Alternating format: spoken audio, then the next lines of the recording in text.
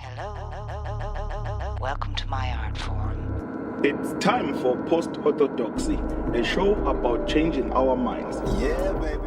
With your hosts, Dark and Ainsley Sevier. Maybe what they believe about reality isn't all of reality. What? I know, right? We're on a mission to have a better time with more people more often. The question is more, how do you get there? Post-Orthodoxy explores strongly held beliefs, how those belief systems divide or connect people, and what might be found beyond those reality bubbles. Keep calm. Don't lose your head. I've got a piece of chocolate here with me because I got anxiety about doing this. Welcome to this neighborhood, neighbor. Yes, indeed. Welcome to this neighborhood, and thank you so much, folks. Did I burp on air? No, I managed. I started it right after you burped. Okay, but good job outing yourself. So we're live on Facebook, Twitch, and YouTube. Any of those places you guys could be tuning in, and we hope that you do, and we hope that you have comments and questions because we have a very special guest today. I sort of feel like saying he's returning to the show. Returning to the show. The show that was inspired by this guy. That's making some noise. Oh, right. Yeah, so we started a show with Mokai. Copacetic Conversations. Back in 2018. And then he had to go back to South Africa. And we didn't want to stop having difficult conversations. Copacetic Conversations tagline was productive conversations about difficult subjects. And then, so we had a really lovely final show with an ex-Mormon, and it just got me in a way of thinking about all of the religious deconstruction that I've done over the last 5 years after moving beyond conservative evangelical Christianity. And I was like, what if we did like a whole show about religion? And Dark was kind of like, ugh. But we were like, we expanded the bubble to not just be about religion and moving beyond religion and all of the shit that hits you when you have to move beyond religion and the people that abandon you when you move beyond religion, to anytime you leave any kind of reality bubble or Orthodoxy or change your mind. Shifting in religion can be a shift in identity. Any dogma. Getting burnt out with one political party can be a loss of an identity. A loss of personal identity and friends. And friends. Mm-hmm. And also the emergence into a whole other reality, other people. And friends. Right? And that's religious, scientific, political, economic, social, sexual. We have all these different orthodoxies where our reality, we tend to project as the reality. Right. And so this show is about what happens when you go from one to another. Or when you just it's simply the realization that the way that I think reality isn't the way other people are experiencing reality. And what does that mean about my beliefs? Right. Shit. So, Dark, do you want to say a couple words about your friend Mokai before we bring him onto the camera? Oh, sure. Mokai Malope, my brother from another motherland. I like that. Mokai Malope, I guess we started, he was the surprise from South Africa. We started a relationship with Nongoma FM in South Africa, and I knew Prince Zulu. I knew Kokelo Masomi. I knew a host of characters from our Facebook discussions. And then the guys got off the plane, and there was this Mokai guy I'd never even heard of. And he was so sweet. Yeah. I wasn't there when they showed up, but I met them like at the very end of their trip, the first time. The first trip, right. Yeah. So Mokai's been here about 3 times. I've made a trip over there, and which is a lot of friendship for people who live on the antipodes of the planet from each other. Yeah, the antipodes. Oh, is that how you say it? Antipodes. Maybe it's antipodes. I don't know. I've only ever read it. I know. So Mokai Malope inspired and co-created Copacetic Conversations, where he was talking to people across the spectrum on what was, for the most part, a very left-leaning radio station. We were having conversations with a Republican, a Libertarian, an Antifa, Catholic priest, pro-lifer, couple of Mormon elders that we got at the farmer's market. They were so game. They were so sweet. Yeah, so those were really fun conversations, and it spawned the idea that maybe we should take it on the road. Oh. I like the idea of being able to take the format that we had with our logical fallacy referee, moderator, ninja. Shout out to Leif Clark, wherever he is studying at MIT. Now. That's a privilege for us. But I thought the idea, it would be great to have like a show where Mokai, as the alien eyeball, not from here, comes in and asks questions maybe about things that he already knows, but there's plausible deniability because I'm not from here. So people don't get as defensive. Right. So what I found was explaining a Republican having to explain to somebody who is not a Democrat what a Republican is was more difficult than the Republican imagined. Same thing with the Democrat. Same thing with... Because you can't just say not blue or not red. So much of our culture is... we define ourselves in opposition to more than as... If I was on a desert island, what would my beliefs be? Right. So the idea was a road show and then hubbub, Y2K or whatever this other thing was. The latest thing. The pandemic narrative came. And I still like somewhere on the horizon that the idea that Mokai will come over and we'll take the show on the road. Get a local high school forensics expert, get a local politician or religious person, and have the conversation. Marley DeGelle is on scene for the beginning of the show today. She's preparing to be schooled. Aloha. And she's got her coffee. Marley. So I'm going to bring Mokai in. Hey, yeah. He also has his coffee. Yeah. Thank you so much for staying up late to talk to us from South Africa, Mokai. Mokai can tell us who he is. Yeah, who are you? Welcome to the show. Hi, guys. Thank you for having me on the show again. It's working.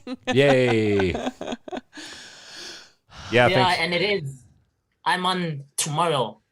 I'm speaking to you guys, and you guys are yesterday. Oh. You're talking to us from Friday. Wow. Yes. I'm in Friday. These are the things that make our friendship exciting. What was it like when you were in Thursday? Yeah. Because we're still there. I feel sorry for you guys. Stuck in the past? What should we know about the rest of Thursday, Mokai? I have so many questions. Let me tell you guys something. The sun is going to come up tomorrow morning. Oh. I can guarantee that. You haven't experienced it yet. Are you talking about Saturday morning? I think or Friday morning? Or tomorrow, maybe. Tomorrow morning, Friday morning. Yeah. Don't worry, the sun is coming. Okay. Can you see it already? I thought it was only like 1 a.m. No, it looks pretty dark in there. Yeah. Oh, you don't have to tell people that.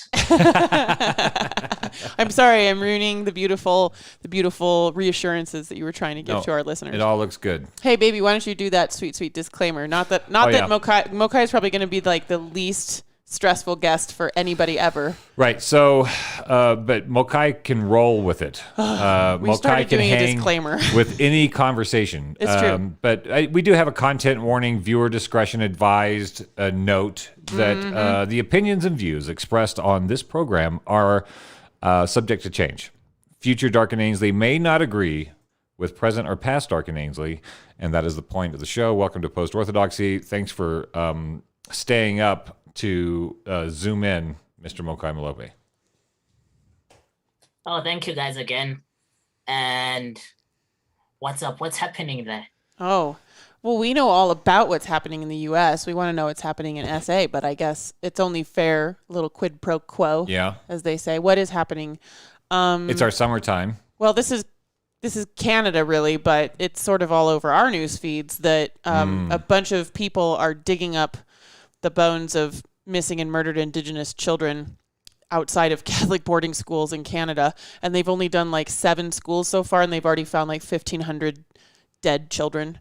Do you know what the boarding schools were? I saw something about it on the news, and I heard it for the first time on the show on Monday. Oh, wow. Yeah, so you know the story then. That was the first time I actually heard about the story. Wow. So yeah, that's a whole thing that we did over here on this continent was rip all the native children away from their families and try to indoctrinate them into being white. Good Christians. And European. Yeah. That's when I asked you guys a question about ever witnessing any form of violence. Right.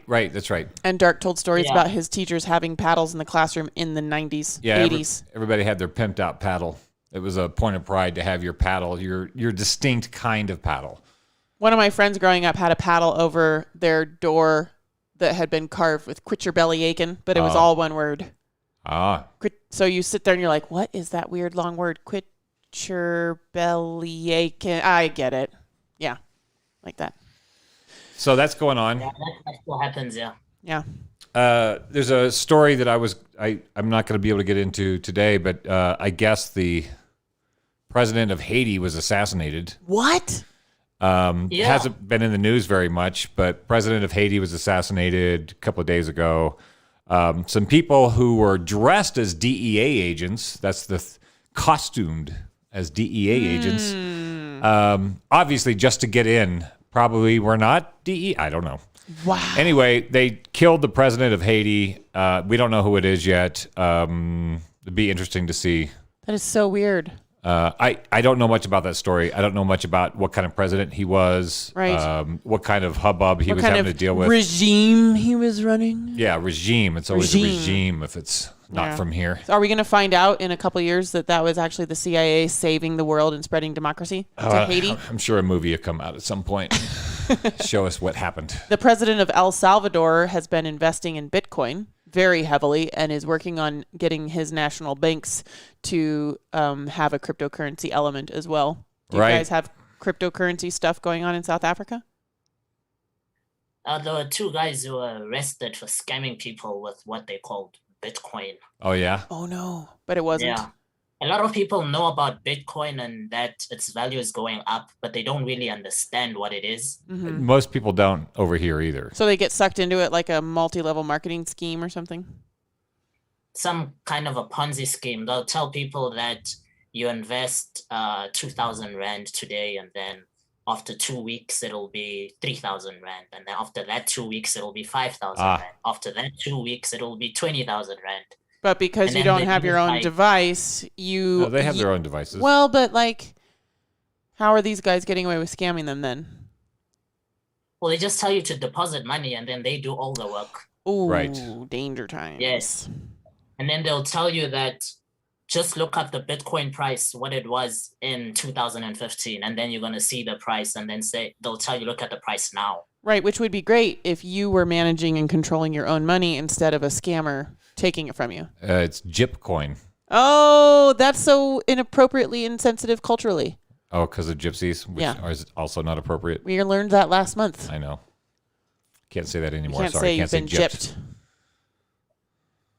Do you know? Because cryptocurrencies, I think they still kind of like taboo to people. You talk about cryptocurrency, they immediately think that you want to scam them. A scammer. Oh, yeah. Wow. Yeah. Over here, we have a lot of scoffing. Like, there are a lot of people who haven't actually researched it at all, who have just jumped immediately to that's not real. So that's sort of the thing over here. Yep. What else is going on in the U.S.? I have to say I didn't understand much about it either. Only recently I started looking into it and trying to find out what blockchains are and other cryptocurrencies except for Bitcoin. Yes. How much energy they use. And can we do anything about it? Well, I've been studying that, the whole energy usage thing, because that's one of the big, what people say is the no-no of cryptocurrency. But I guess El Salvador, the president of El Salvador is going big into cryptocurrency, and so because they have some volcanoes around there, they're doing geothermal, so it is there's no negative energy. It's not an energy suck. They're just drilling, doing geothermal. Oh, that's right. And powering the Bitcoins. Powering crypto from volcanoes. From a volcano. Yeah. And same thing in China, although China is starting to, I guess they're forbidding the farming of cryptocurrency, they're saying, because of energy. But a lot of the crypto farms were beside a river and had diverted the river, however you feel about that, so that all the power for the Bitcoin mining was actually just coming from the river flow, which is better than coal, better than putting something weird out there, I guess. Right. So I think the cryptocurrency thing is interesting because of its energy consumption, as it takes more and more energy over time to produce fewer and fewer Bitcoins. That's the way the thing is set up. I think it may actually be a driver to start moving people to more sustainable energy.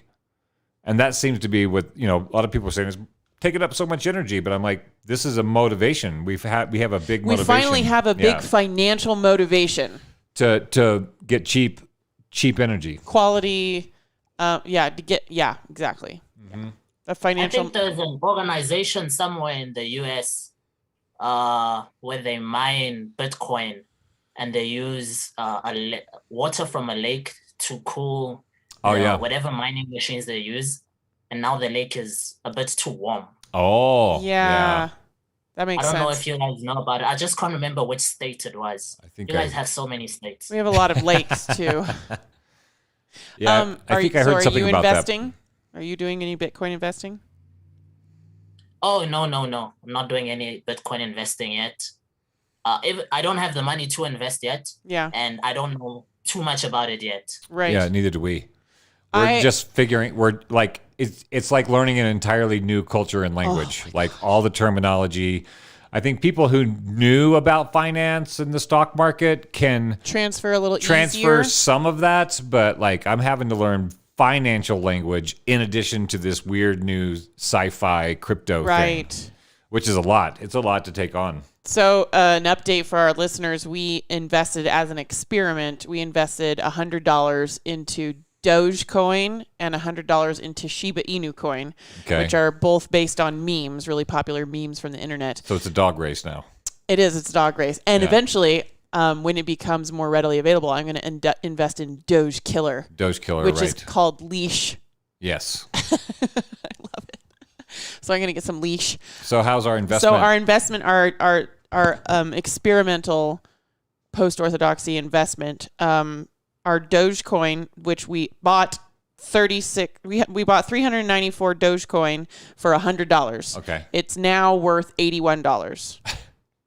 Which everything's been on a downtrend, and people who study the markets more than we do are predicting that it's going to continue to go down and be really low for a brief second where you could buy a whole bunch of stuff, and then it's going to pop way back up again, which it's been doing cyclically every year.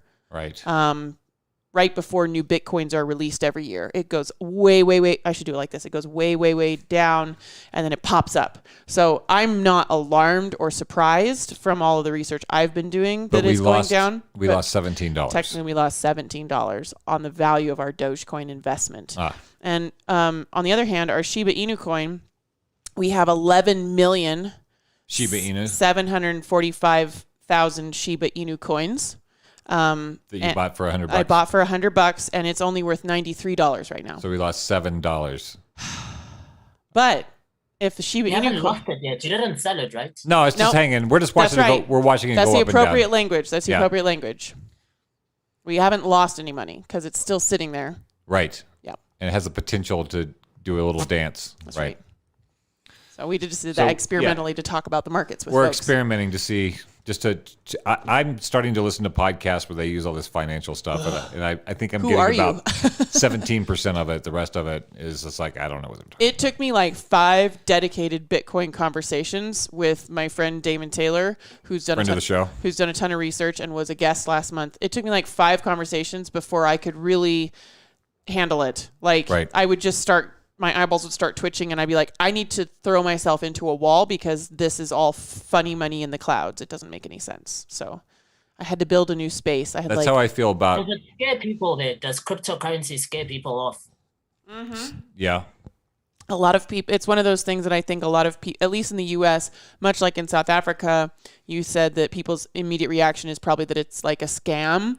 Like in the U.S., I think a lot of people think it's silly. And irresponsible. It's an irresponsible fad. Right. Seems to be the thing. So if I say I've been looking into cryptocurrency investment, some people in the room are going to snigger and respect me less because they just think it's fake. Yeah.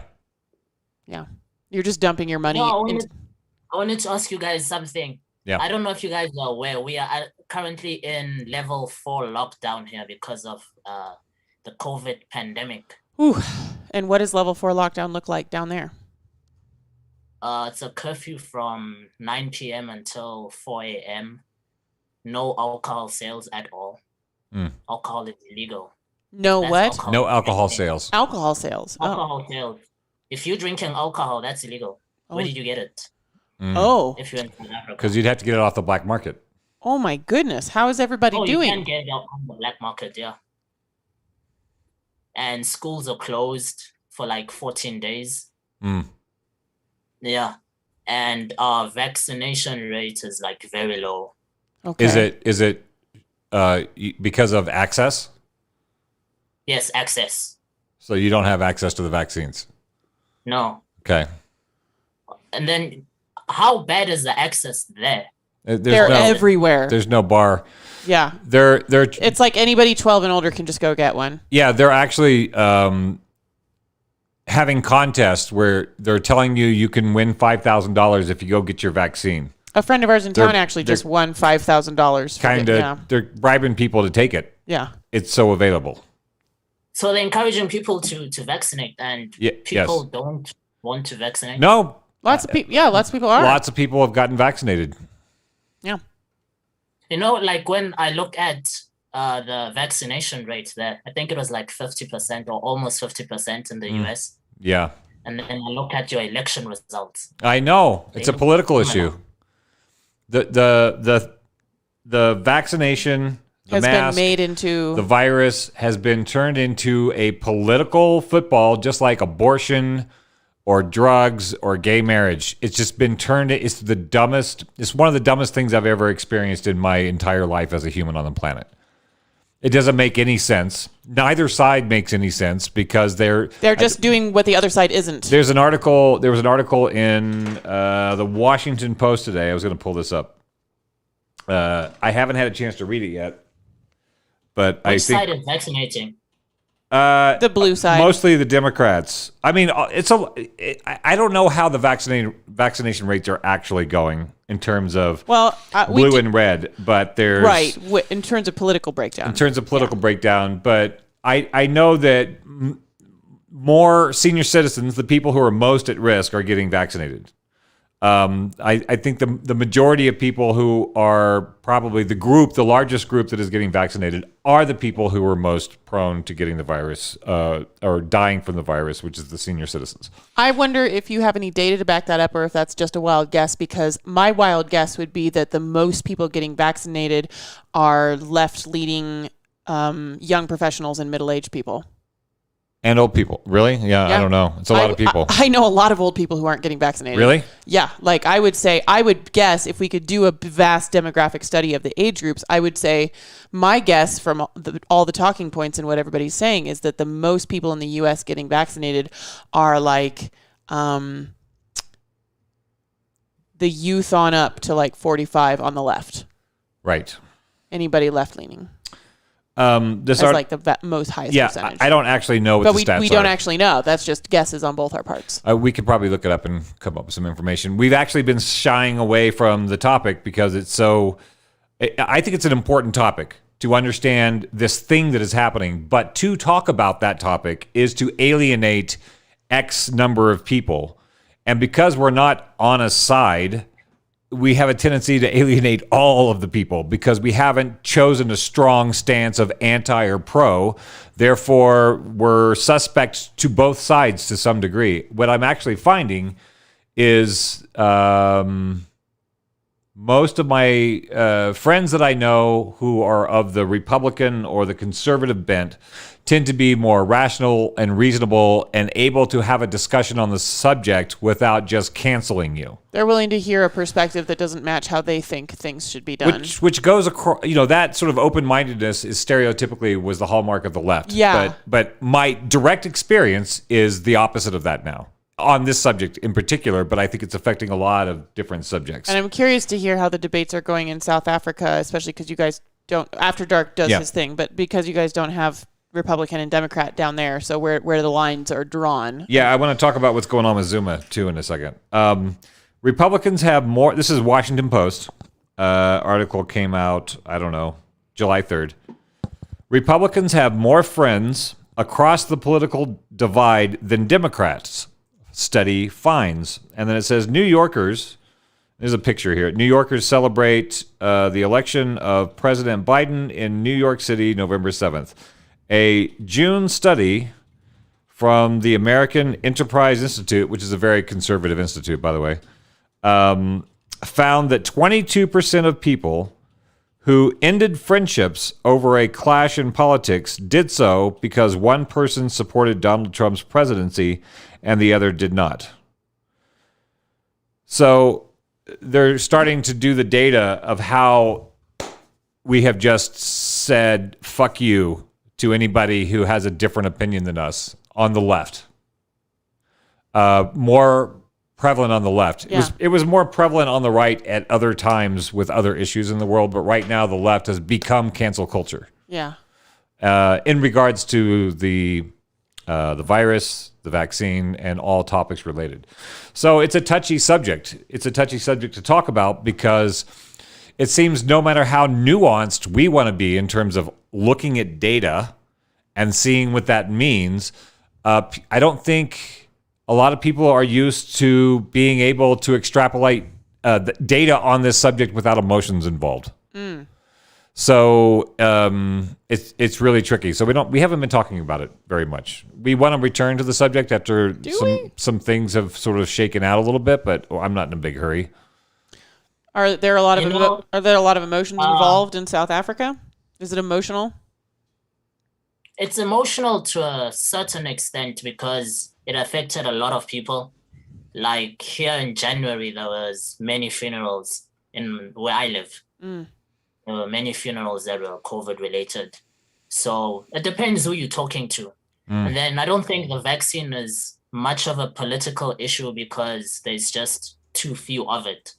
Right. Because I think people who are fully vaccinated, it's not even 1% yet. Yeah.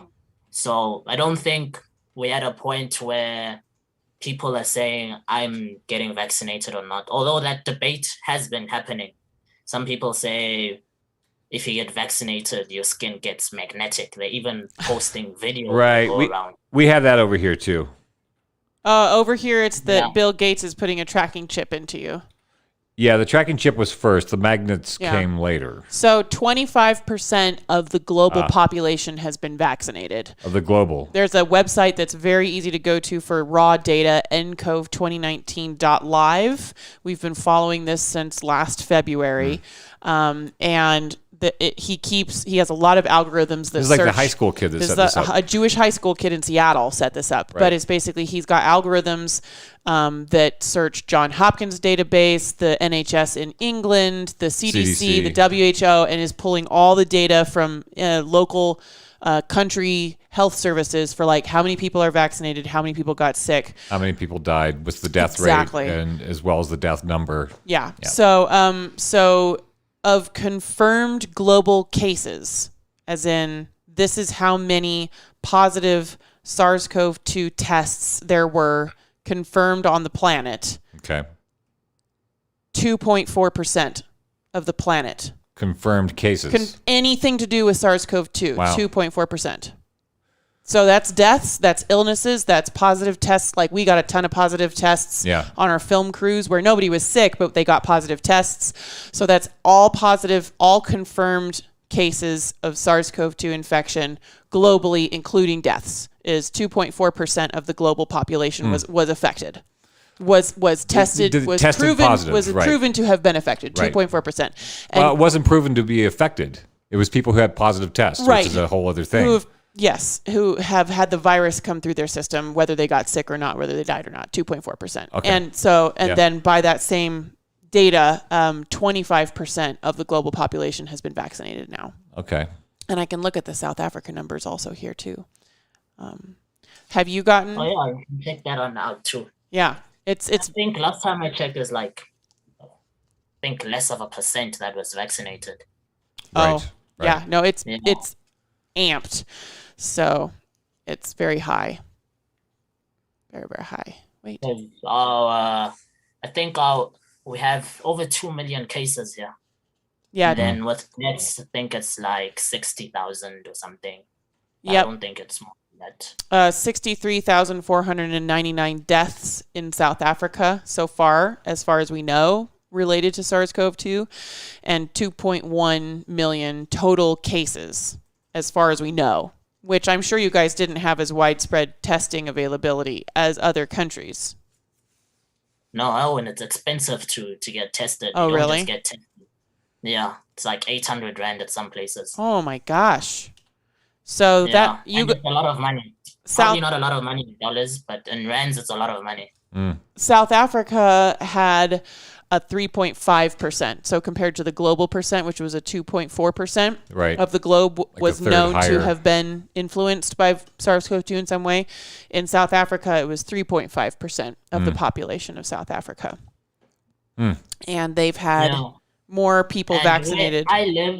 The province I live is the most populous province, so we had like a big ratio of those cases. So people here are more cautious than other provinces like the Northern Cape, which has like only 1 million people out of over 50 million. Oh, wow. Yeah. Right. Yeah. You have a lot of close conditions in your area over there too.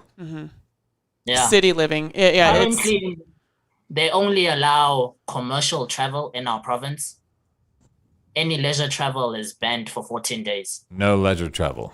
Oh, it's just recently been banned for 14 days? They had a spike, so they're doing a 14-day level 4. So they've taken it up for a period. What have you guys heard about the Delta variant?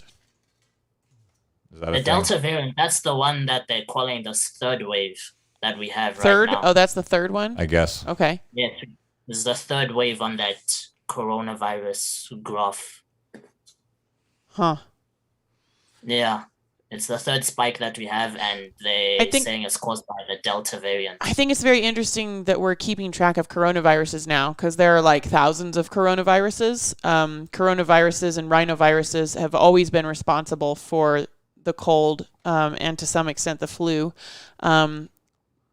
But the flu is usually caused by influenza A and B viruses, not coronaviruses. Coronaviruses are usually causing the cold. But we've never had a vaccine for a coronavirus before because they mutate so quickly.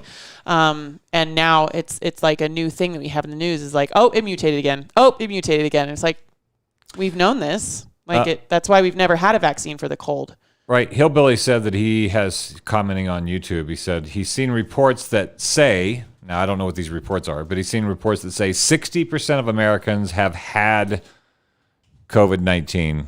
Okay. As of December 2020. As of December 2020. 60% of Americans as of December 2020. Let's just look at our data right here. I'm going to go with it. That's a lot. Yeah. I mean, it makes sense. We live on a planet. It's a virus. We're all going to experience it at some point. We may not all ever know that a virus went through our system. But yeah, it's a virus on the planet. So there are 332,000 people in the U.S. right now. Mm-hmm. No, million. Sorry, 332 million. 332 million about, and we've had 35 million confirmed positive cases. Those are all confirmed positive cases, whatever. So that's about 10.4% of the U.S. has been confirmed. But like, if I hadn't been working in film, I would have never gotten tested. And right, I would have never been known, one of those tests. I would have never known that I had experienced the virus and it had gone through my system. Right. I just happened to get tested for it. Right. Yeah. So are you guys doing pods down there, Mokai? Like, where everybody, like, you only interact with the same 5 people for 6 months? Where I live, people they try to avoid travels, but they kind of ignore that. We know that it's there, but we kind of like ignore it. People wear a mask when they're going to go into like public transportation, but people just live their lives as normal. Huh. But they're cautious. We know that it's there. Right.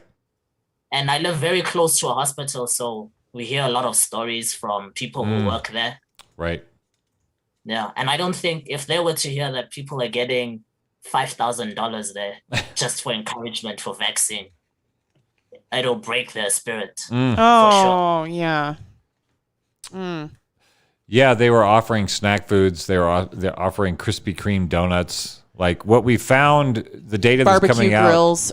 Yeah, the data that's coming out about the countries that had the higher rates of death had to do those countries that had a higher obesity rate had a higher death rate. There are various correlations that we can see in the data of who is likely to be most affected by SARS-CoV-2 or any new virus going around the planet. And it's heart disease. We knew heart disease and diabetes very early on. Extreme age. Just a weakened immune system because of another autoimmune disease such as lupus or Down syndrome.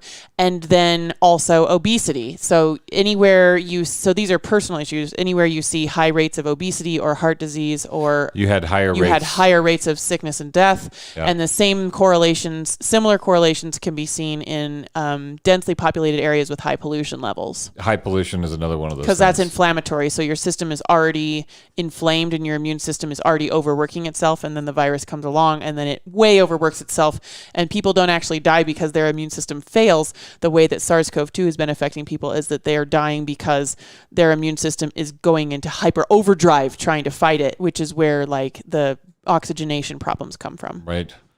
Has there been much education there about the immune system?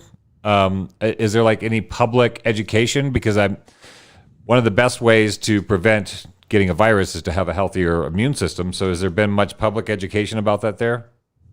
Yeah, there's some education on radio and TV about strengthening your immune system, the type of food you should be eating. They do a lot of adverts and they're encouraging people to keep public transport ventilated. They're telling people to wear masks and all of that. Right. So there is like some form of education for whatever amount of knowledge they know about the virus. Okay. And I see Molly is asking, why is life in SA remaining the same? People are not as scared as they were last year. People last year were very afraid. And right now, I think we know that it's there and we've seen people die. We've seen loved ones die. But then people still have to go to work. People can't just stop going to work. And going to work is using public transportation. And our taxis here, it's not like the normal taxis you guys know, like a car. It's like, what would you guys call it? A minivan. It's like a minivan. Yeah. Yes, and a taxi does not leave until it's full. 14 So people. it's shoulder to shoulder.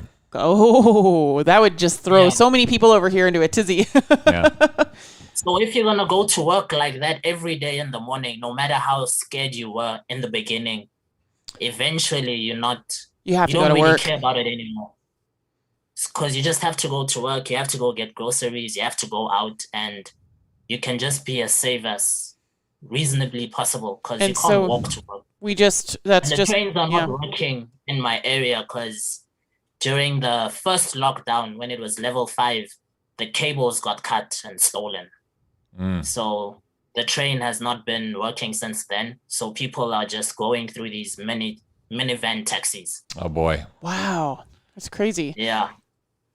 So if you're going to work like that, eventually that fear goes away. Right. It's a survival mechanism to allow the fear to go away. Yeah. You have to, it's a coping. Were there any like moms with new babies, eventually you just get used to not having as much sleep because you have to keep moving forward. Right.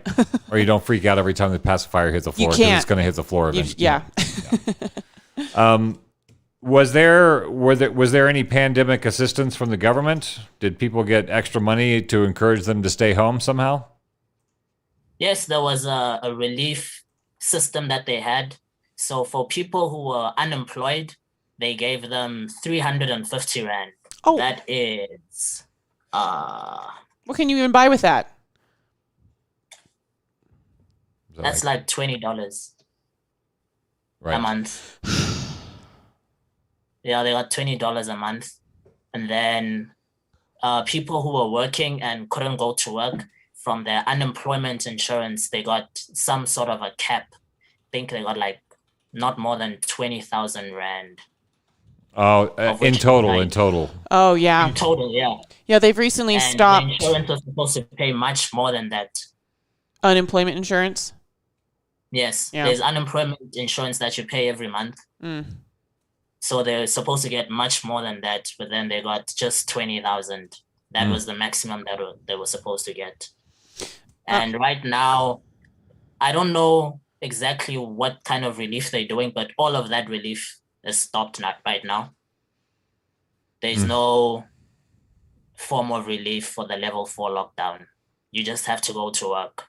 And so it sounds like there's a level 4 lockdown, but People still can go to work. but it's getting back to how is that even? That sounds.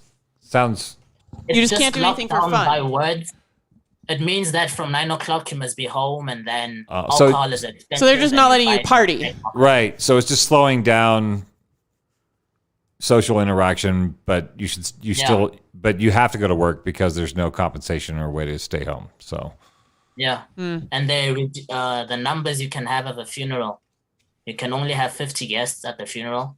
And Doc, you saw funerals, yeah? You can't they're have big. people at our funerals. Yeah. It's very difficult. What's a funeral like in South Africa? A lot of people. It's an event. It's an event for sure. Yeah. Yeah. Do you do like an Irish wake with like a barbecues and drinking and cheering and singing songs? Oh, not like that event. There'll be That's the Irish. there'll Yeah. be people. There'll be a lot of people. A lot of people come here and then, like, they wanna come and pay their last respects. Yeah. It gets packed. Usually, a funeral will have like at least 200 people. Yeah, that's 'Cause gotta you be have to hard. slaughter a cow. So you must have enough people to finish a cow. Right. Right. Oh my goodness. Gretchen is wondering if you have any idea why vaccines haven't been as available in South Africa as other parts of the country. Or the world. Yeah, world, sorry. I think there's somewhere there, and someone has to go get them first and win $5,000 first before we can get them. Because, like, who sends vaccines out? Isn't that like the WHO is like, here is one we made. Here is one Dolly Parton helped fund. Are they like, charging? Who decides where they go? I don't know this. Yeah, the actually. vaccines were paid for by the government here. In the U.S. In the U.S. The U.S. bought vaccines. The U.S. bought vaccines, Okay. right. And so how does it work there? Do you have to pay for the vaccine? No, you don't have to pay for the vaccine. Okay. And they kind of blocked the private sector from people with Profiteering. medical aid, so they can't buy the vaccine either. Okay. So the government buys the vaccine, and then they give a certain amount to the private sector. And then people who have medical aid can get their vaccines from there. So the South African government just hasn't bought very many vaccines, is what it sounds like. Yeah. Wait a second. Right now, Wait a they're second. using- Why are we buying vaccines for a deadly virus? What? Why does somebody have to buy the vaccine? Well, the governments are buying. That's what I'm saying. Like, Okay, but like using tax dollars? Yeah. So the vaccine we're using here is the Pfizer and Johnson & Johnson. And recently they just okayed the vaccine from China. I forgot the name. Oh, you got a China one. Are they using the mRNA Moderna vaccine? No, Moderna is not here yet. Yeah. It's just Pfizer and Johnson & Johnson. And then Johnson & Johnson is the single pop one, right? Yes. Yeah. That's the one they're using on teachers right now. Ooh. Yeah, that's the one where people got a little scared off here of that one in particular because there was a problem with blood clotting. I don't know if they fixed that or if it was certain types of people got the blood clotting. I haven't followed up on that. I don't know if you heard anything about that there. Side effects, negative side effects to the vaccines. I don't know why the government can't buy enough vaccines. I don't know if our government doesn't have enough money or where they're buying it from, they're just not selling them enough. Yeah. So I've been seeing Zuma all over my news feed. Zuma? Yeah, Zuma. He was the president, right? He was the president of South Africa? South Africa. and he's in jail now. Oh. What's going on with that? I don't even know the story. Okay, I'll try and make a short summary of the story. Okay. So when Zuma was president, there was a lot of corruption, or alleged corruption. By his administration? Yeah, his administration have a lot of alleged corruption. Okay. So they set up this inquiry called the Zondo Commission. So Mr. Zondo is like the Deputy Chief Justice. So he's chairing this commission. So then when the ex-president Jacob Zuma had to go there and testify at the commission, he said he doesn't want to do that. So the commission went to the Constitutional Court to try and force him to go and give some sort of testimony. And then the Constitutional Court said he should do it. And then he just refused. And then they charged him with contempt of court. Wow. And then he got sentenced to 15 months in jail. Then a lot of his supporters went to his homestead and they said, you'll arrest him over a dead body. Wow. And then that's what happened. They gave him 5 days to report to the police station. And the last day was on Wednesday night, like 45 minutes before the deadline. That's when he surrendered to the police. And what do you think was going on? If you can say it on the internet. I don't know. You mean with the corruption? Yeah. Oh, yeah. Yeah, what do you think was really going on? Sorry? It's a political battle. Like the ruling party, the ANC, where Zuma's party, there are two factions there. There's the faction that supports him, and there's the faction that supports the current president. So right now, I know it's a political war. These are just political battles, and when one wins the other one is losing. And I think this is just one of those battles that Zuma lost. Oh, it was just like it just kind of had to go that way. Like I think so. Like an MMA fight where one fighter gets paid off to lose. Like right. Now Zuma wasn't in office when this happened, right? Sorry? Was Zuma still the acting president? He wasn't still the acting president when this happened, right? No. Okay. They fired him as a president. He got fired. How long ago was that? that? In South Africa, they can fire a president. You can fire a well, we have kind of like impeachment here in the U.S. Yeah. But they have to do an investigation and figure out if the person has actually broken constitutional law in some kind of way, and then it still goes to a vote, right? Yep. It still goes to a vote of a vote of the representatives. What did you say? In South Africa, your political party can just recall you. The president before Zuma got recalled a year before his term ended. Zuma got recalled a year before his presidency ended. So they can just call you and just fire you and put in someone as acting president. So the Democrats could be like, Biden, you're bombing people and you're not actually doing anything to help the poor American citizens that don't have money right now. So we're going to pull you out and put someone else in. Yes. And that would be like the parliament that does that, right? No, not the parliament. Your political party. Your party. So the Democrats and so Nancy Pelosi. I guess. Yeah. Yeah, like right now, the Democrats calling Joe Biden and saying, no, you're not doing a good job. This is not what we told you to do. So now you're stepping down. Is it the voters that do that or the representatives? Like the party leaders? Party leaders? I'm not sure how the party decides it. I know that they can do it. Wow. They have done it. Because they've done it, yeah. Seem to do it a lot. They're like, we're done. You're done. You fucked it up. In parliament, it's very difficult to remove the president because you're going to need his own party to vote him out. And that hardly ever happens. Kevin Olson is reading a book about the influenza pandemic, the Spanish flu, when it came to Butte. Oh, yeah. Butte and the 1918 influenza pandemic. And the author's name is Janelle M. Oldenburg. So that seems like a good book. I wonder how Butte fared during the influenza pandemic. What does hillbilly mean saying J&J is a vaccine? Pfizer and Moderna are These are the things that we don't talk about on copacetic conversations very often because it makes people Post-Orthodoxy. Sorry, on Post-Orthodoxy because it makes people uncomfortable. according to the long-term scientific definition of a vaccine, the things that have been approved for emergency use globally in reaction to SARS-CoV-2 are not vaccines. Not according to the old definition of a vaccine. They're gene therapy, they're mRNA therapy, they're experimental treatments, but we're just calling them a vaccine and equating it to like the smallpox or the tuberculosis vaccine as if it's the same thing with the same scientific backing behind it. And he's saying the Johnson & Johnson is a vaccine by the old definition. Yeah. And it's uncomfortable to talk about that.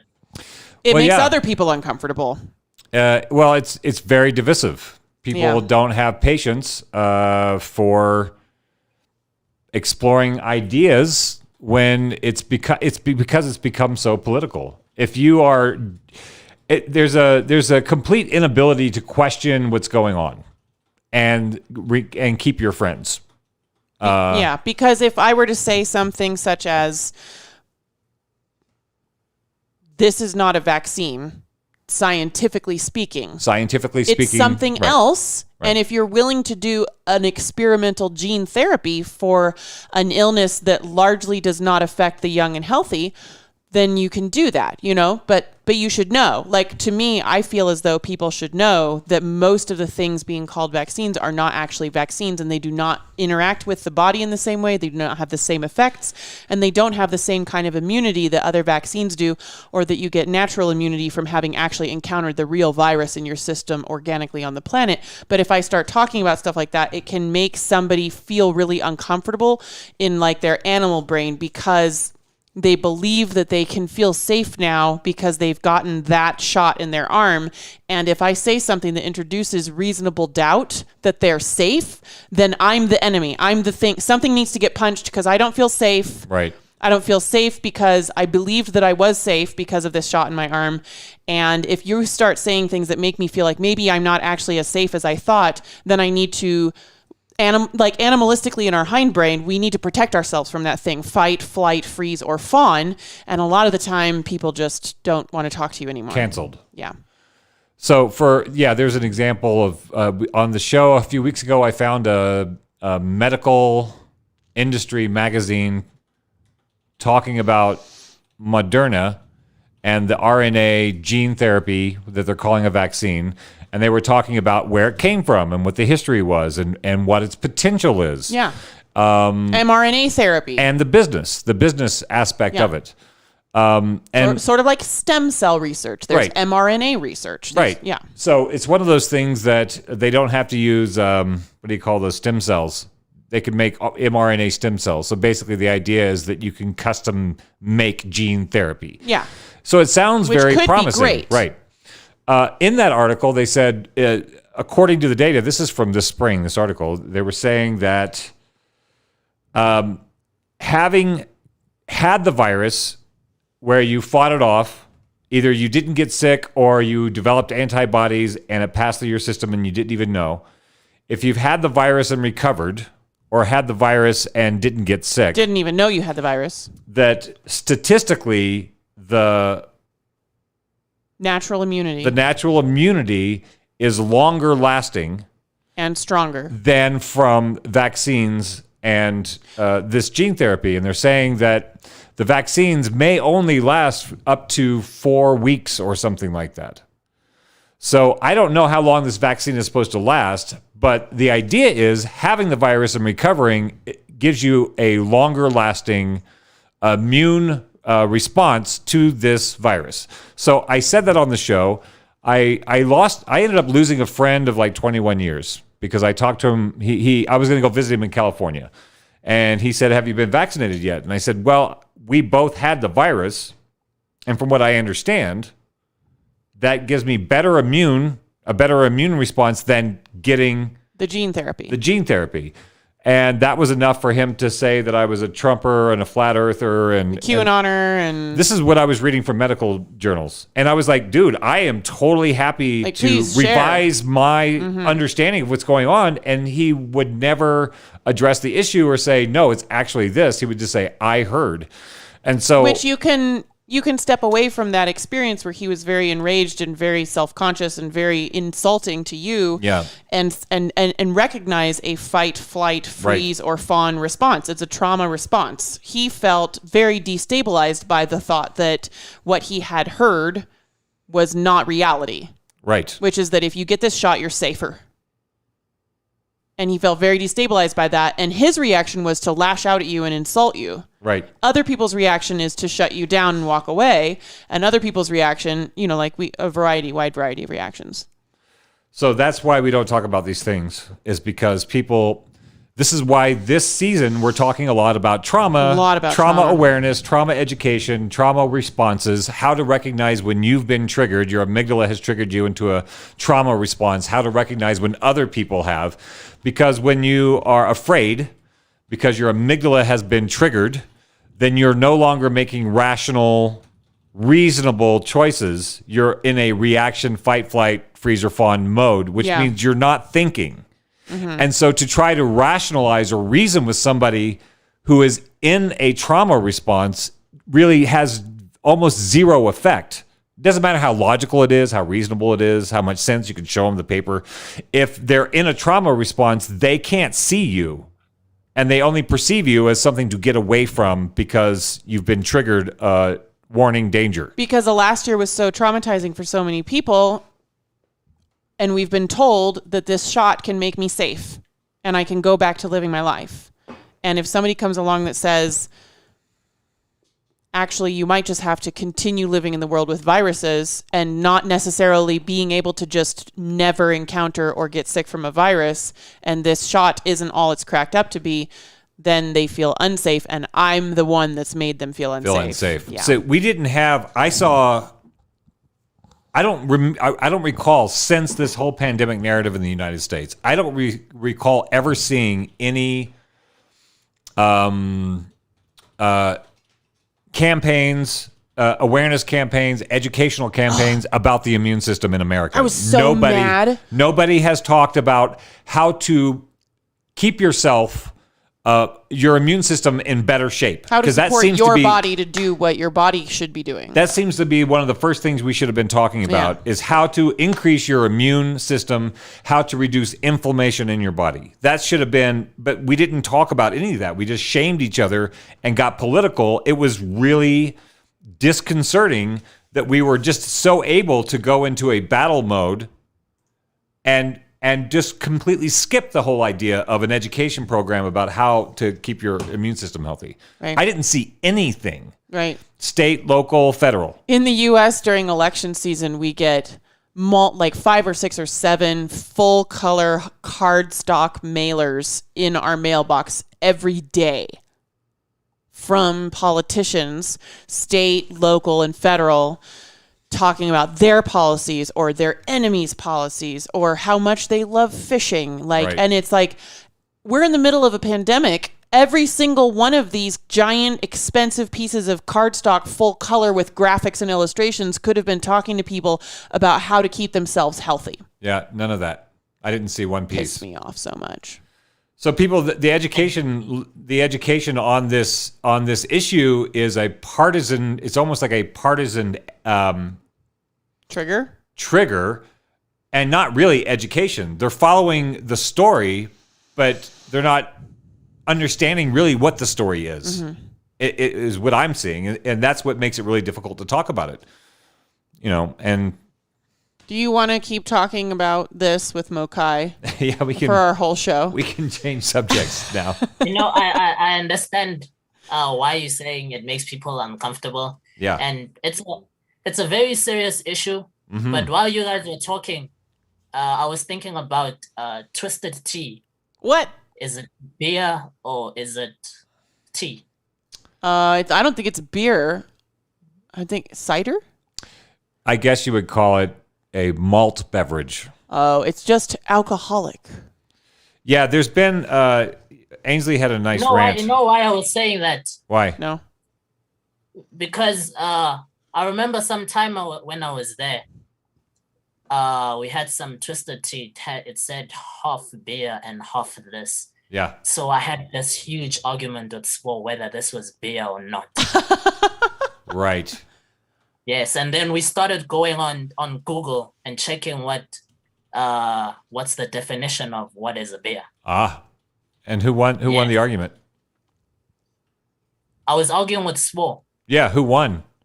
Oh, he was arguing with Sbo. Oh. No one won because Sbo's never going to lose.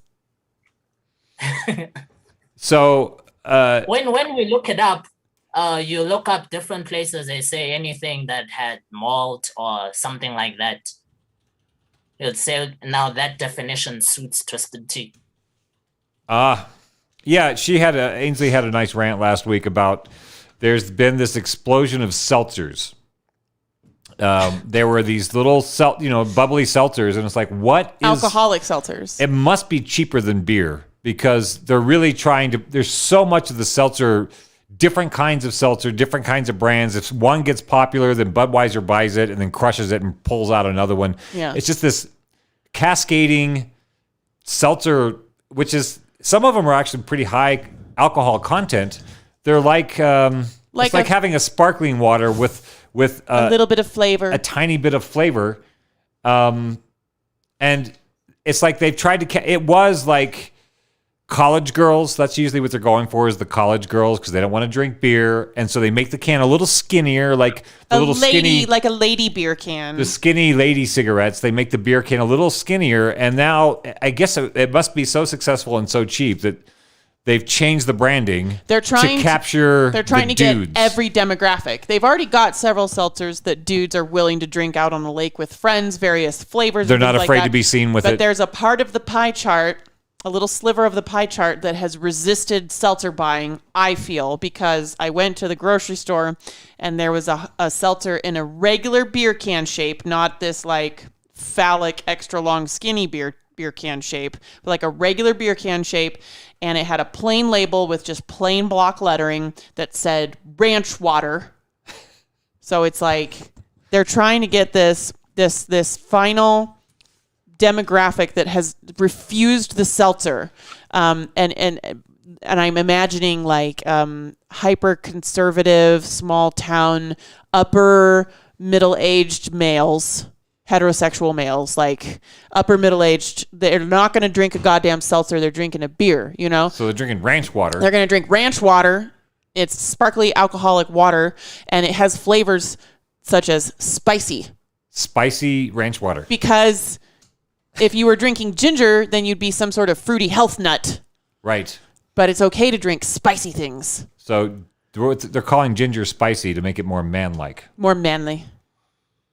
Why are we talking about that? Because he's talking about it. What even is that beverage? It's just some alcohol and bubbles. It's branding. It's about branding to get into people's psyches. So yeah, I don't know what Twisted Tea is, but it's somewhere akin. It was in the early phases before the seltzer explosion that happened here. It must be really cheap. Do you guys think maybe it could be something similar with the virus? What? Branding? No. Prescribed fighting? There are certain things that people know that, okay, this is a vaccine, this is what's the definition of a virus, this is how you're supposed to treat it. And then there are others who can say something different.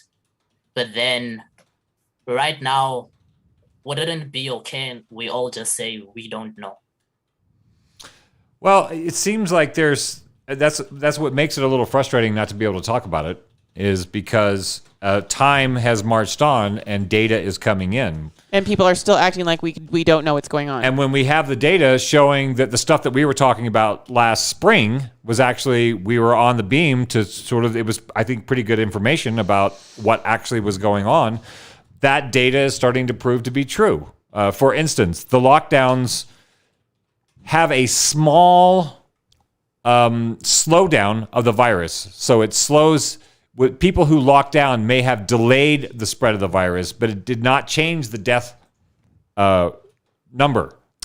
Yeah. The same amount of people died percentage-wise, whether they locked down or not. They just died over a longer period of time because as people came out of lockdowns, they encountered the virus like they were inevitably going to encounter it. And the same people who were going to struggle and die with the virus will eventually do that. Right. So that's one of those things that we talked about last year, was that they're saying if you look at the places that locked down and the places that didn't lock down, and you start doing the chart, the same amount of people died. When you have to start adding in like living conditions and obesity and all that. And so what we were talking about last spring is that, like, what we're doing for a minimal delay in the virus, because it was the virus, the hospital crowding in the beginning was really rough because they didn't know how to treat. That's what the whole the innovator crisis ended up killing people, because they realized that wasn't, later on realized was not the way you treat it. Right. So there was people filling up the hospitals, and there were horror stories. I know people who worked in the hospital. There's horror stories going on. The lockdown, what we questioned last year is the effect of the lockdown. Of a long-term lockdown. That's like people losing their houses, their jobs, drug addiction, depression. Stuck with an abuser. Abusing spouses, all that business.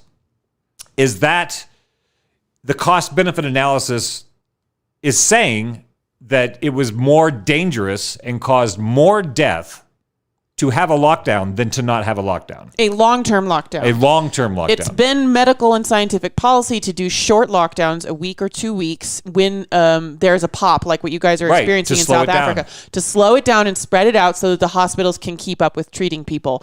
It has never been policy to do long-term lockdowns. So they're finding people who were afraid to go to the hospital, and so they missed appointments. More people died of treatable things because they were afraid to go to the hospital, or were not allowed to go to the hospital, or were discouraged from going to the hospital. So that's not an emotional thing for me. That's some data that we could look at. And should another deadly virus come around, we should maybe look at what we did, how it worked, and how it didn't work. That's all we were saying. And even though the data is affirming what we said, you still can't have that conversation with people, or you're a bad guy who's a denier or something, or a Trump supporter or something. So that's why we haven't been talking about it very much, because it's uncomfortable. Well, it's hard to communicate with somebody who is not open to communication.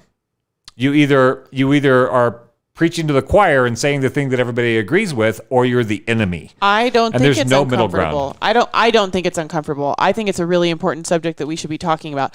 I guess, Mokai, the really honest way of saying it is that we lost a lot of friends over talking about it, and I don't want to do that anymore. And so I guess I'm compromising my morals of talking about difficult subjects in favor of keeping friendships. How can we talk about difficult subjects without losing friends?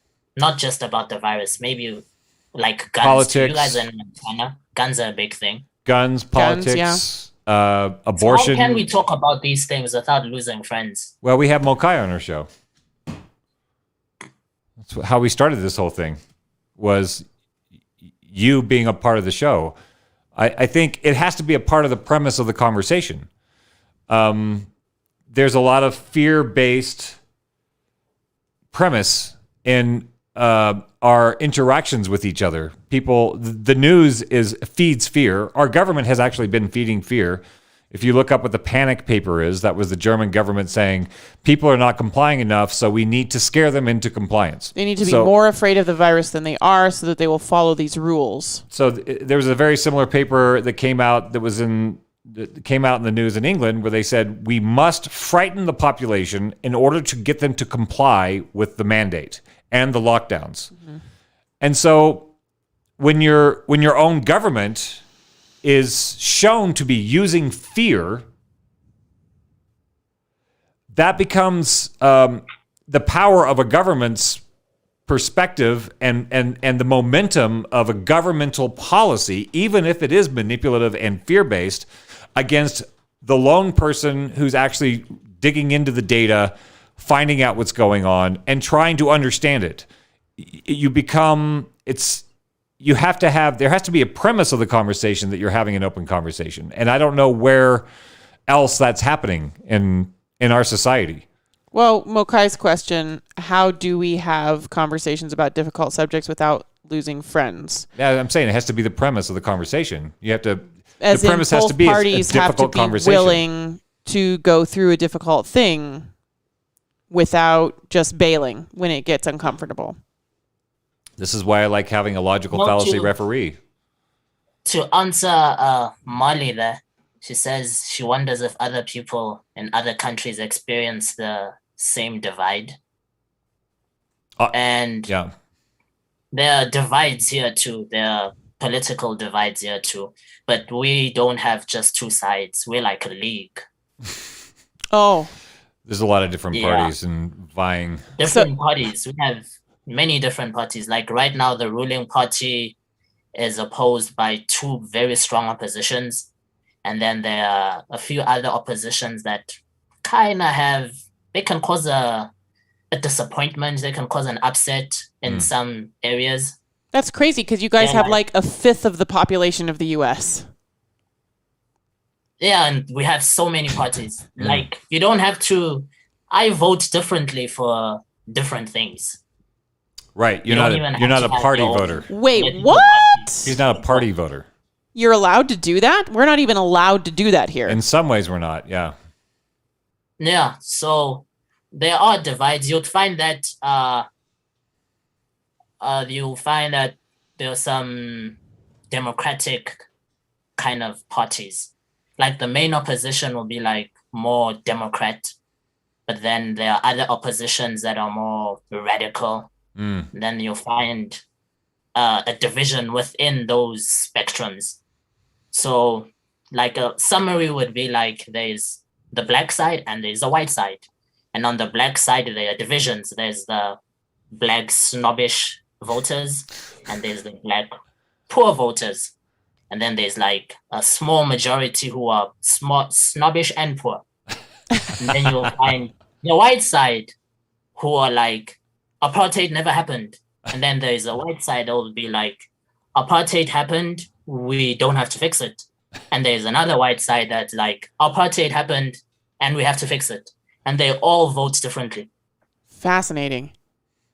I want to see the pie charts. That's awesome. A lot of people in this country, I say a lot of people, I've seen this come through my thread a lot of times. People are fed up with the dual party thing in the U.S., Republicans and the Democrats. They feel like most people don't vote now because they're so tired of that, the rancor in between the two parties. They've become cartoons of themselves. And so I've seen people saying, we need more parties. Now, do you think more parties is the solution? Is it working out for you guys? No. Well, I haven't seen more parties so much as ranked choice voting. Well, I've seen that, but I have seen this advocacy for more parties because people don't like having, because we have 47 different breakfast cereals on the shelf. We like choices. And the US doesn't divide evenly into two ideological groups. No. Like you said, Mokai, there are, same over here, we have people who are like, look, the slaves kind of wanted us to enslave them. And then there are the people that are like, oh, yeah, but that was a long time ago, so why are we still talking about it? And then there are the people that are like, that was only 200 years ago, and Rosa Parks, is still alive? Maybe still, no, I know, so. Just recently, they're like...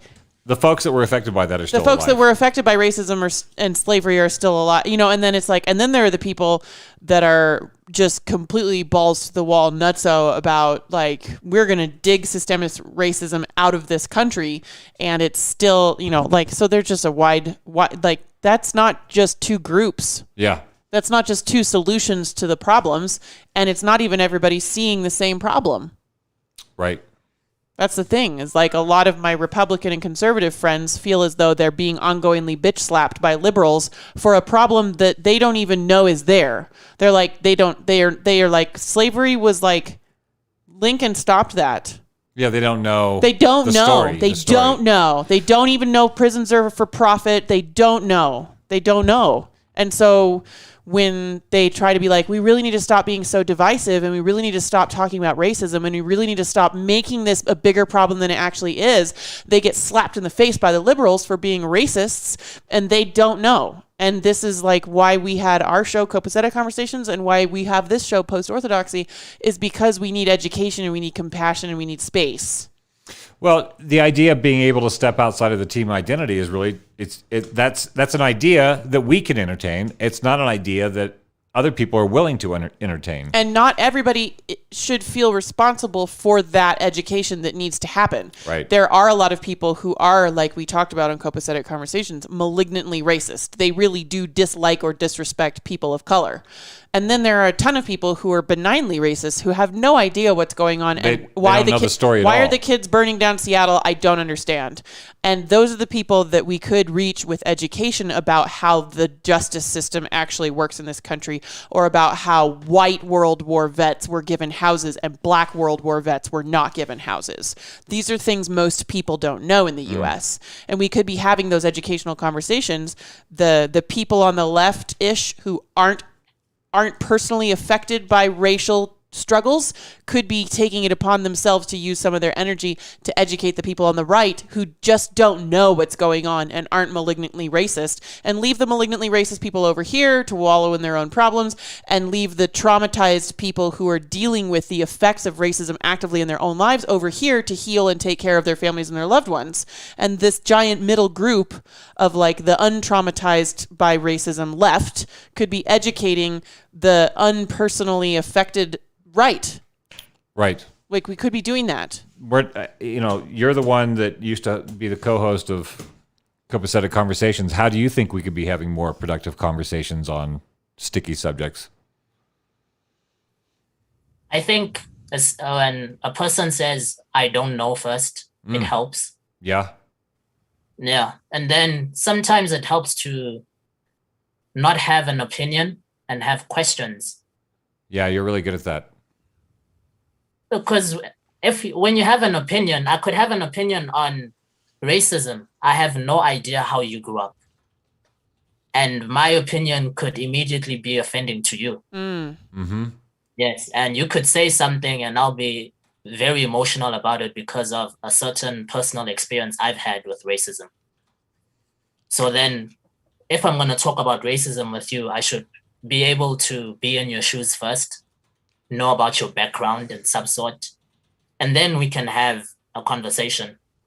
And I can ask you questions, you can ask me questions without anyone being offended. Because if we don't know each other, you can't really know what's going to tick someone off. And sometimes even if you don't know someone, just put yourself in their situation. Just try and imagine it. Mm-hmm. So if I'm going to talk to you about racism, I'll just pretend that you don't know any black person, you know nothing about the history of slavery, you know nothing about apartheid, and you just have whatever opinion you have then. And I try not to be offended by whatever you say. Where I can educate you, I'll educate you with facts, and where I could educate you with my own opinion, I'll speak to you in a more emotional way so that you understand that what we're speaking about right now, it's very personal to me. Instead of just lashing out and saying that you're racist. No. You're so smart and wise. That's so productive because it's separating emotions from data. It's separating the situation from emotions. Yeah. That's so important. How do you like something like the COVID pandemic. Yeah. If I speak to someone, there's a family that I know that lost 3 members of their family to COVID. So when I talk about it, I can't just talk about it with numbers and say, this is the data. Right. These are the facts. This is what the health department is saying. This is what the doctors are saying. This is what the world is saying. Because I know the situation, I'm going to approach them with a certain tact. I'm going to be more comforting than educational. I don't have to tell them a lot of stuff. They know the pain. Yes. It'll be different if someone didn't know it. And then we can argue about which vaccine is better, just like Twisted Tea. Yeah. Or not. Yeah, there are definitely people that I don't don't have a need. I don't have like some sort of religious need to go and spread the data around to everybody willy-nilly. I think people encountered our conversations last year that did have emotional feelings wrapped up in the left response to the pandemic, even though they had not been personally affected by the pandemic, because in the US, Trump was so traumatizing that he was associated with not caring about the pandemic. And so in order to align, people who weren't necessarily traumatized by the pandemic, but were traumatized by Trump, needed to align with reacting to the pandemic in a particular way to be aligned with themselves of being against Trump, if that makes sense. That's where it became political over here. Yeah, I think one thing that we learned from doing the show, the idea of doing the show the way we do it right here, where we have all these comments coming in so we can interact with our audience, so that we can, broadcasting on the radio or broadcasting live to the internet, you don't always know how people are taking it, who is listening to you. It's difficult to have a beam into that, to your audience, because we're new. Our show is new. And there's various people showing up, and there will be people who do not want to watch our show. That's why we do the disclaimer. There will be people who like to watch our show.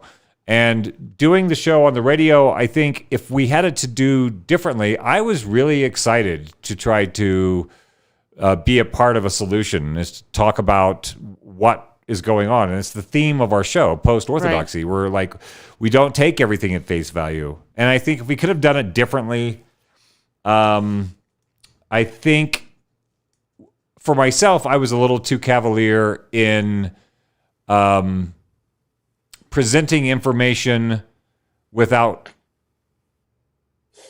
sort of taking into consideration the larger audience's place, which is a difficult thing to do. How do you assume who's listening to you? How do you have these sorts of conversations if you're going to try to keep everybody safe while you're having them? I thought what the premise of being transparent, of saying, please fact check us live. Yeah. If we said something wrong, please correct us, because this is a endeavor to learn and grow. Mm-hmm. And it was not, that there were people who were just offended, and I don't think got the premise of the show. If I were speaking with my friend Mokai over a cup of coffee in the morning in my living room with nobody on the internet listening in, right, I would feel very comfortable talking with him about objective global data, about the breeding populace, which is a way zoom out, scientifically objective way of looking at the perseverance of the human race as a species. Right. And how we changed the definition of a pandemic from a widespread illness that largely affects the young and healthy, aka the breeding population, to just a widespread illness for this pandemic. We haven't ever called something a pandemic before that was not affecting the breeding population. And I'm being really crass. And that's the sort of conversations I feel like I could have with Mokai, because I understand, as far as I know from him, he has not been extremely personally affected in a way where I would prefer to just be compassionate and be a good listener and hear about his experience, but that he and I can zoom out and be really philosophical and get beyond our own lives and our own experiences and our own generation's experience, and talk about objectively and scientifically and data-wise shutting down the whole planet for something that is not affecting the core of the human species, the main ongoing perseverant core of the human. It's affecting the sick and it's affecting the elderly. It sounds like a shitty thing to say, but if you're being really zoom out scientific, like, what's the best thing we can do for the human race as a species? What's going to cause more good than harm in the case of this new virus going around? I don't think that we would have done the lockdowns that we did, because the lockdowns, the data is coming out and will continue to come come out over the next couple of years that the long-term lockdowns and shutdowns and isolation have caused more harm than good. So there's like a mission, there's like a doctor's part of this where you want to communicate that something didn't go right and we can correct it for everybody's benefit. But if it's almost like ruining the play because so many people are emotionally involved in the narrative, to present a non-emotional approach to what is an emotional subject to a lot of people. It makes people think you're a psychopath. Right. It makes it hard to, how do you be a doctor on a social level? How do you prescribe something or you see something and say, hey, look, that is causing damage. Can we talk about it? If that causes an emotional reaction in that person, then I'm also not going to be able to help remedy the problem if the problem cannot be communicated.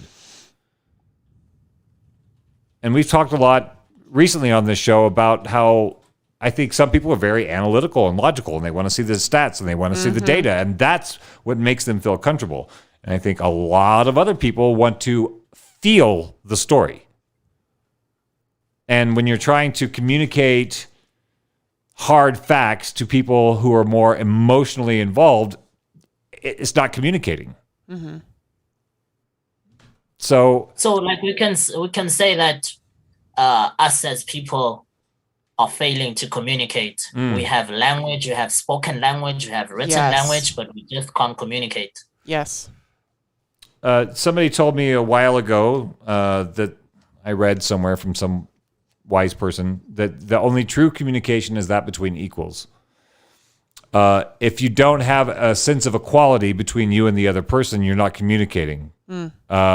You're telling them something or you're being told something, but communicating means to actually desire, both parties have to have a desire and a regard for the other person to take in information that might be challenging.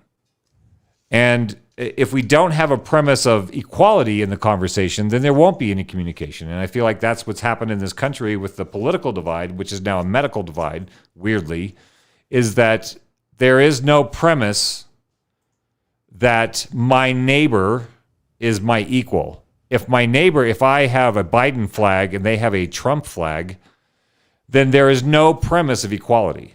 And so there is no chance of communication. And I think that's what's making things so difficult around the virus, politics, all these various things, is there's no premise of equality. So, which is what makes Mokai such a fascinating foil in conversations about tough things. Yeah. Because you come in and people don't feel immediately unequal with you because you're not of a particular political party. If you were a Democrat or a Republican to a lesser extent, then someone would immediately have feelings about you and what you were going to say in this country that that would hinder their ability to actually hear you and what you were saying. Okay. Well, I understand that. Like Doc was saying earlier, it's 50 states, 47 different cereals, many breweries, whole lot of food, but two parties. Yeah. The most important thing, not the most, one of the most important things. Self-governance, yeah. Just two parties, two options, beef or chicken. Two parties, and whether you believe in God or not, I would say. Yeah. Big things over here. You know, right now when you guys saying, when we recognize when people just make comments, like I was reading some comments here from someone. So I don't understand, is it opinion or is it what they think is fact? How would you guys interpret it? Like when someone says something, are they saying this is what it is and it's not changing? Or are they saying, this is what I think, this is my 2 cents? Or are they just saying, this is the dollar and this is what it is? Yes. I haven't been keeping up with the comments. Well, so for instance, Dot Connector said the pandemic is about control. Okay. And so I would say, not knowing Dot Connector at all, when I see somebody say that, a statement, anytime I hear somebody say a statement, I think if this person is saying it as a statement, it is that they think that is the way it is. Right. But they might not be aware that them thinking that's the way it is means somebody else might think it's a different way. You know, may not be like me. I can say, I can make a statement about something, which I suddenly can't think of any statements ever. I can say blue is the most appropriate color for a bathroom. Now, I am aware that I have in parentheses a silent I think at the beginning of that sentence. I think blue is the most appropriate color for a bathroom. I'm aware that I have an I think there, but I don't put I think before every statement that I make. A lot of people do just make statements without being self-aware that it's I think the pandemic is just about control. And we've been trained not to put that before our statements because it makes us appear weak. You have to, yes. If I say, I think blue is the most appropriate color for bathrooms, no matter what tone I use at the end of that sentence, the phrase I think opens it up for you to say what you think, which questions the reality of my statement. We use is a lot, and I think it's horrible. We use is a lot in this culture. We state our opinions as statements, as facts. Yes. And I think the politics have been a part of the dumbing down of our dialogue, because people are willing to. It has to do with the tribalism and the team identity. If the group of people that you and I don't know Doc Connector, but he's somebody who I imagine has probably done research and tried to figure some things out and has come up with a perspective, and that perspective probably is based on some information that he received from friends, neighbors, family, or the internet. And so he feels good and has camaraderie with his sources. So he feels emboldened to say the thing. This is just completely hypothetical off of this guy. So people say party lines like Trump was a bad president. But then if you ask why, you can't always get an answer that answers your question of why. And so that's part of, I think, the problem of not qualifying your statements. Like I do my best to qualify my statements. This is what I read. This is what I heard. This is what I have come to. This is what I think. Versus global warming is real, or abortion is wrong. Like I don't believe that way. But in our hyper partisanized country, religiously, politically, it's a part of the tribal identity. And if your tribe is saying it, then you feel good enough to say it as a fact because all your people are saying it. And I think it keeps. Go ahead. That's very similar to Jacob Zuma, the president who just got arrested, ex-president that got arrested. People would say he was a bad president, and then you say, why was he bad?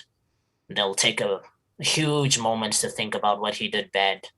And then they'll say like corruption. He was corrupt. It's like, okay, what corruption? What was the corruption? Yeah, what happened?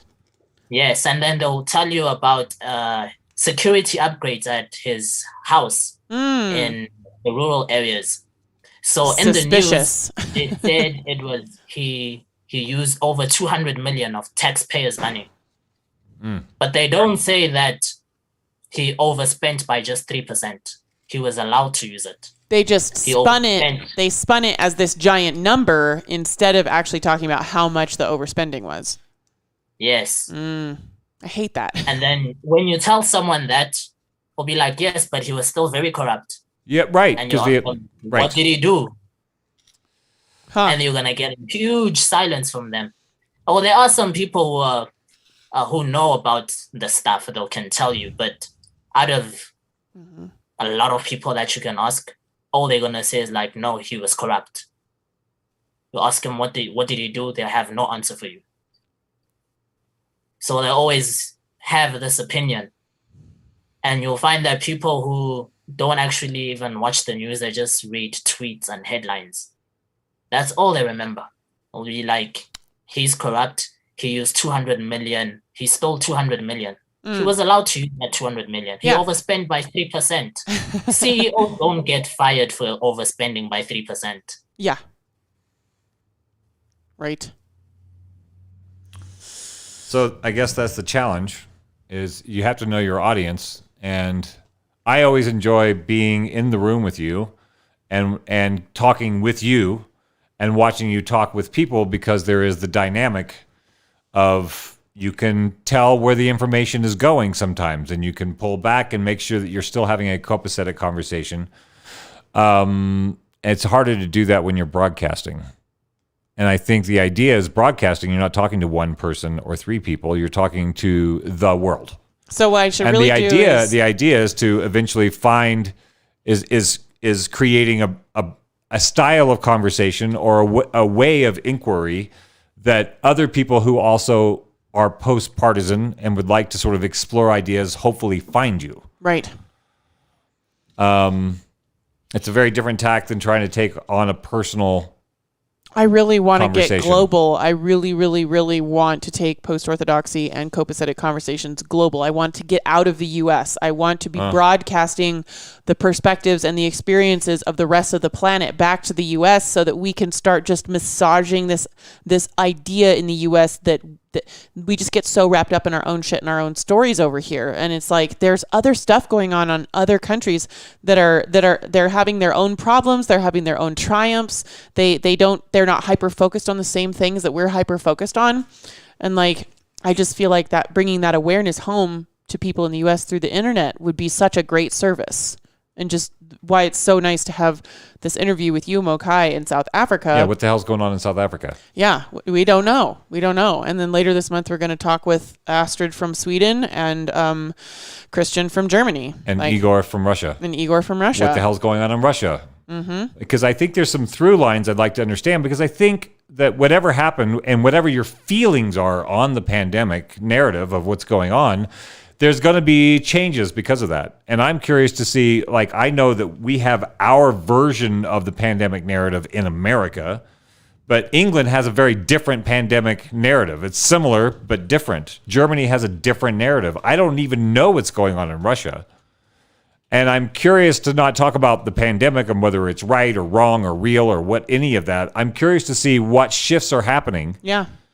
In the various cultures around the world that have had this kairos, this moment of like shifting, and how things are changing. Because I was really optimistic at the beginning of this pandemic that I thought maybe this is a time to like change gears. Maybe we could do things a little differently now that we're all taking a break.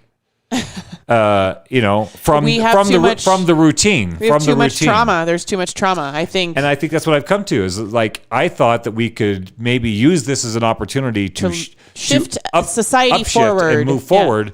But the conversations have only seemed to become more simplified and binary. And the idea of using this as an opportunity to shift things in the world, I'm just curious to see what other countries are doing, what other cultures are doing. Do you think there are going to be long-lasting changes in how South Africans act on a daily basis after the last year? I don't think there'll be long-lasting changes. I think it's just going to be those things that we remember that's happened. Because like I said earlier, right now people are just living and knowing that the virus is there. Yeah. Not much has changed in their daily lives. Yeah, they can shut down stores, like the store can't open.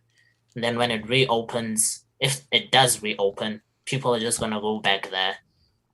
And I don't think it's going to be much of a difference. Even with like the funerals where... Because I think about that when you said the large funerals and the longer lasting large funerals are being pared down. my thought is like, is this going to have a permanent effect? Permanent effect on how people do funerals. Generationally, maybe funerals change, which changes community. That's the kind of stuff that I was curious to see if I wonder if the way we do funerals will change. Because if you're doing a funeral to accommodate just 50 people, within you can use a small budget for that. Maybe people can start noticing that that the funeral fund doesn't have to be as big. Yes, you don't have to spend as much money. Maybe. I don't think so. But maybe. I think it's an interesting thing that people should look at.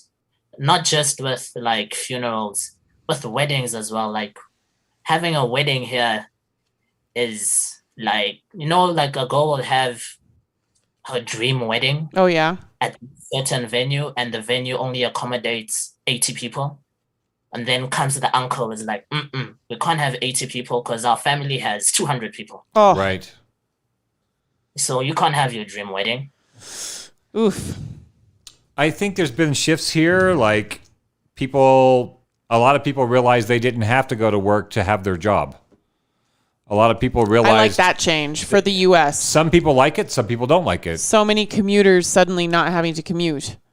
I think it's going to change. I think we're realizing, at least over here, what I'm seeing is people are realizing that the way we were doing things may not necessarily be the way we need to keep doing things. And that has to do with work, how much time is spent commuting, and energy is spent commuting, when maybe you only need to go to the office twice a week and do the rest of your work in your pajamas because you can, and you're self-disciplined enough to do it. I think it's going to change our education a lot, the way people are educating. I think there were a lot of people who have decided they don't want their kids going to public school for various reasons. And a lot of people who are realizing that they didn't actually want kids now that they have to be around. And I'm serious. Like, marriages broke down and parents are suddenly like coming up against a lot of personal shit because they're like, wait, I'm actually around this person all the time. Right. And I can't wait for them to go back to school. What does that mean about me as a parent? Yeah, I would think that with a Democratic president during a pandemic, it would have been a cinch to have universal health care in this country. And everybody was so geared up for it with the last 8 years of Bernie. Yeah, it's not happening. We could have done it, but we didn't do it. Yeah. We could have better mental health care, and we could have done it, and we didn't do it. Even in the midst of something like this that should have catalyzed change on a larger scale, I'm a little disappointed that people aren't saying that we should actually have universal health care and that maybe mental health should be a bigger priority in our country, and we would have fewer systemic problems if we had a mentally healthier population. It's really disappointing to me. I'm looking at the South African coronavirus response website. Oh, yeah? Yeah, it's really beautiful. They built an entire website. It's not just like the CDC and then some flyers on the CDC. Right. South Africa built an entire website for their coronavirus response. So they've got hotline and a WhatsApp text hotline, which is really important because not everybody has access to high data things such as being able to make a phone call or a video call all the time. Then they have their risk adjusted strategy. So you guys are in a level 4 lockdown right now. And then they have a complete description on the website of what this is the whole country, 30 million people. Or 33 million people, right? What each level of lockdown is, level 5 all the way down to level 1. And then they have a resources tab, academic and scientific journals about the coronavirus, guidelines and relief packages that people can apply for, toolkits such as like a bunch of people in the US realized they didn't know how to cook. Yeah. Like there were blogs going out and memes going out and people were sharing shopping lists on Facebook. Like, this is how you cook for yourself. Yeah. This is how you go and get enough food for you to have for a week, and then how to turn it into food you can eat, because tons of people over here don't know. They just go to the restaurant all the time or buy something prepackaged from a store, and none of those things were open. Yeah. So lockdown fitness tutorials, mental well-being resources, explaining COVID-19 to children, festive seasonal messages from the government trying to like lift everybody's spirits. Then they have a whole other tab for news and updates, a whole tab for vaccine updates, And it's really a beautiful piece, and I'm going to keep pursuing information through this portal to see if I can figure out why the South African government hasn't bought enough vaccines for the people in the country that want them. On all websites that are registered under, like, in the US it's .com. Yeah. In South Africa it's .co.za. So if you registered with that domain, you must have a link that goes to that specific website. Yes. Yeah. I think for that part of the government, I think they did a good job. Yeah. But when people criticize them, they put all of that on the internet. That's the problem. They put people's criticism of them on the internet? No, they put all that information is on the internet. Who's going to see it? Very few people are going to see it. And explain that. Explain that, please. Problem. Yeah, please explain that for our viewers. What's the internet situation in South Africa? Well, the internet it's very expensive, for one. Not everyone affords internet. And rural areas don't have coverage. If they do have coverage, it's just too expensive to afford. So people will use things like WhatsApp, because WhatsApp is just like instant messaging. Okay. And that's where people share really low data, misinformation, and very little data. That's where they're going to share things that Bill Gates is planting a microchip and is trying to track them. I see what you're saying, that this website is beautiful, but it's really only accessible to the wealthy and people in highly populated areas. Yes. Well, that sucks. Can you give us a brief outline or update on what has happened since King Zwelithini died in Zululand, and who's the new king and what's going on with that? So after he died, there was a queen who was the regent for the throne, and her son, King Misuzulu, he's the one who is going to be coronated soon. So they picked someone. There's reports of fights there, but they're showing a united front. You don't really know what's happening in royal families in South Africa until something happens. Because right now, everything that the media would say, it's all speculation. Because no one is actually trying to fight for the throne. It's not like they're regularly reporting on how the decision is going. Right. Some publications are trying to do that, to create a whole soapy out of it. But knowing how royal families work, they're very discreet. And when they do something, they just announce it. Yes. So we're all just waiting for the coronation, because they'll only coronate the new king. I'm not sure about the mourning period, but they have a certain mourning period. I think it's 3 months. And it hasn't been more than 3 months since his death. Okay. Or was it 6 months? Something like that. So before they can actually announce and coronate the new king, there's a certain mourning period. Yeah, it makes sense. That's why on news articles, it's rare that you'll find a comment from anyone in the family. During mourning period, you can't just comment about family stuff. After the 6 months, that's when, if there's drama, then we'll see the drama. But for now, when I read the headlines, I'll be like, oh, where did they hear that from? There's no source, no comment. Okay. So, but as far as you know, it's not like it's throwing the whole country into political unrest because there's no king. No. Is the king more of a figurehead? Like it's not like that at all. You know, like monarchies have different roles. They're not like the government. Right. Yes. So it's not. It's a very tactful way of saying it. They're more chieftains. Because that's yes. It's not like in Swaziland. In Swaziland right now, there are people who want democracy in the country, and there's a lot of violence. So far, I think over 20 people have died in the clashes with the police and the military, because the king of Swaziland, he is the head of state of the country. Is it? And now people are saying they don't want they don't want that anymore. They're like, we want to vote. Huh? Is you're still calling it Swaziland? I thought it was. Oh, Eswatini. Sorry. Yeah. That's Eswatini. culturally insensitive, Mokai. Yeah.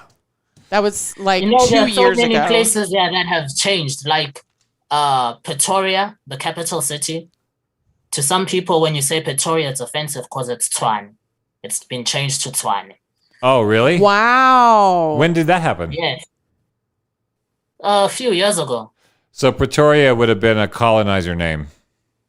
Yes. Gotcha. And you, even as a technically colonized individual, are still frustrated by having to make these changes? There's so many changes. Like one He, one her, town in the they, Eastern them. One town in the Eastern Cape, they changed it to, I'm not sure if I can pronounce the name yet. I still have to hear people pronounce it first. Yeah. And we just knew the place as Port Elizabeth, but now they changed the name. Oh. Even people there in Port Elizabeth, some of them don't like it. Right. So negotiating the change, some places you understand why they're changing it, but then I grew up Pretoria just being Pretoria, so I automatically say Pretoria. Right. Swaziland has always been Swaziland, but then I always remember when someone tells me, it's like, no, it's not Swaziland anymore. It's like, oh, Eswatini. Don't you care about all of the vibrant social justice warriors who are working so hard for your culture to be able to live and breathe in its own goddamn country, Mokai? Shouldn't it matter? It does matter. Oh, it matters a lot. It definitely matters. You know, so many languages in South Africa have not been made official. So some kids will have to learn a foreign language as their mother tongue and then learn English as their second language. What? So when you think about it, it's unfair because you have some people have their mother tongue, which they're going to do at school, and then English will be their second language. And then someone has a mother tongue and then has to learn another language that will be their mother tongue at school, and then goodness. learn English, and then do other subjects in English, and then learn Afrikaans as well. Oh and my if you don't goodness. pass, you fail. Mm. When you fail a language, you fail the term or the year. Mm. Wow. How many languages would you say you speak? I speak 7 and understand 9. I want to do it. I love that. We're coming up on 2 hours, Mokai. How much data do you have? Midnight data is not too bad. Yeah. But we don't want to run your bank down. Almost 3 a.m. Or your battery. Yeah. We want to have you on the show more often now that we've done the test run here. Yeah. And we'll check in with you regularly. Yeah. Thanks for coming on the show. I like that too. Do you have anything else you want to? I'll definitely have sweet dreams when I sleep today after being on the show. Yeah. Oh. Do you have any message for your friends and family back here in Butte, America? Final last words. And the rest of the world? Oh, I miss Butte a lot. I miss everyone there. I watched the parade, the 4th of July parade. Oh, did they live stream it? I just saw some pictures and videos on Facebook from people. Yeah. And when I think about it, last year this time, people will not be in such crowded areas. Right. And when I see things being better there, it's a nice feeling.